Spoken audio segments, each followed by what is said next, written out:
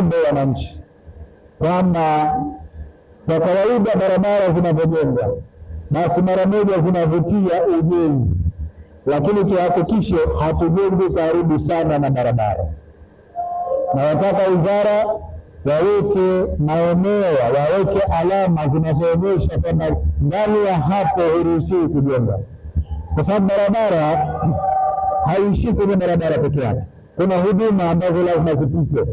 Kwenye hiyo hifadhi ya barabara tunahitaji kupitisha maji, tunahitaji kupitisha umeme, tunahitaji kupitisha hizi waya za internet. Kwa hiyo unapojenga karibu na barabara, wakati tunataka kupitisha maji itakuwa mtihani tena ya kuanza kulipana fidia, na gharama za fidia ni kubwa mno. Ningewaomba wananchi, barabara mpya zinajengwa, hakikisheni hamjengi katika hifadhi ya barabara. Lakini leo unaweza wewe ukaona kwamba uko pembeni kidogo ya barabara. Hii barabara ni kiwezi ya njia mbili. Baada ya muda mfupi, miaka 5, 6, 10 ijayo, tutahitaji njia 4. Tutaanza kulipa tena fidia, gharama zinakuwa kubwa mno.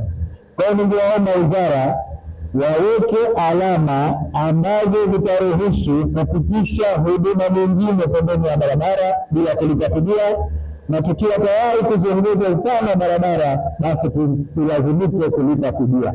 Hilo ni muhimu sana, kwa sababu wakati mwingine fidia zinakuwa kubwa kuliko huo mradi wenyewe.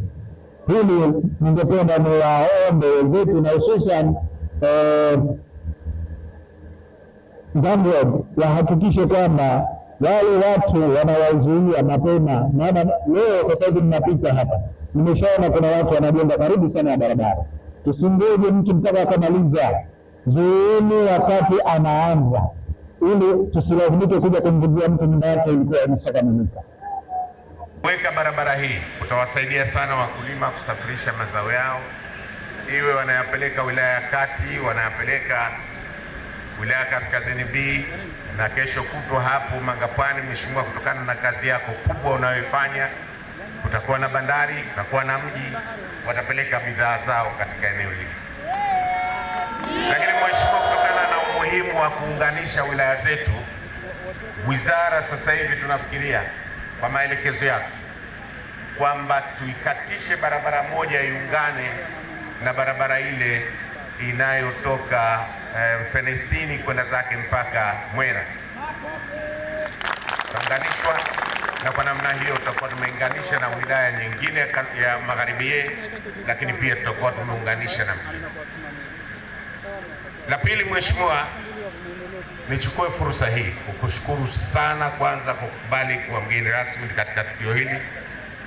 Lakini la pili, tukushukuru sana kwa miongozo unayokuwa unatupa sisi wasaidizi wako katika wizara hii, lakini na wizara zote. Mheshimiwa, umekuwa ukituongoza vizuri, na nathubutu kusema kwamba mambo yote yanayoonekana, hatua kubwa sana tuliyoipiga katika nchi yetu ni maono yako Mheshimiwa Rais. Wewe ndio unayetuelekeza. Jana tulikuwa Uzing'ambwa, ni maono yako, ni maelekezo yako. Lakini barabara hii ni maono yako, ni maelekezo yako. Barabara zote zilioko kule Bumbwini, sasa hivi Bumbwini, Mheshimiwa, nadhani unapita siku zote, kumebadilika sana. Bahonda na Bumbwini kumeungana. Sasa huwezi kujua tena mle Mwahala ambamo zamani tulikuwa tunamwogopa kupita, sasa hivi ishakuwa mji. Majumba yanajengwa kutokana na barabara nzuri ambazo unazichonga katika visiwa hivi. Na hii si mjini, si mashamba, si Unguja, si Pemba. Barabara zimeshamiri kila mahali. Mheshimiwa, tunakushukuru sana kwa maono hayo, lakini tunakushukuru sana kwa uongozi wako uliotukuka katika kipindi hichi chote toka uanze kutuongoza katika nchi yetu. Tunakushukuru sana na tunakuombea kila la heri, maisha marefu, afya njema wewe na familia yako, ili uendelee kutuongoza katika nchi yetu. Na naamini safari ya kuelekea Zanzibar kuwa kama Singapore tayari tumeianza na tuko mbali, tunaelekea kwa Singapore.